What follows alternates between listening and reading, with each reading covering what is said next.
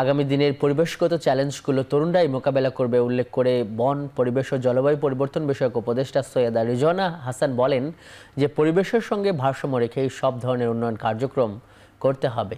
শনিবার ঢাকা বিশ্ববিদ্যালয়ের টিএসসিতে পরিবেশবাদী সংগঠন মিশন গ্রিন বাংলাদেশ ও জেসিআই ঢাকা মেট্রোর আয়োজনে এনভায়রনমেন্টাল ইনোভেশন সামিট ও অ্যাওয়ার্ড অনুষ্ঠানে ভার্চুয়ালি যুক্ত হয়ে কথা বলেন তিনি। এছাড়াও পরিবেশ ও জলবায়ু সহনশীল নানান উদ্ভাবনী কাজে ভূমিকা রাখায় এখন টেলিভিশনের মাহমুদ রাকিব সহ 10 ব্যক্তি ও প্রতিষ্ঠানকে বিশেষ সম্মাননা দেওয়া হয়।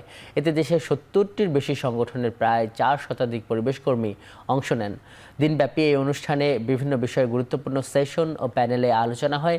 এতে টেকসই ভবিষ্যতের জন্য সবুজ প্রজন্মকে ক্ষমতায়ন, ন্যায্য শক্তি স্থানান্তরে, উদ্ভাবনী সমাধান, পরিবেশ ও ইনোভেশনে সিএসআর কীভাবে ভূমিকা রাখতে পারবে সে বিষয়ে আলোচনা করা হয়।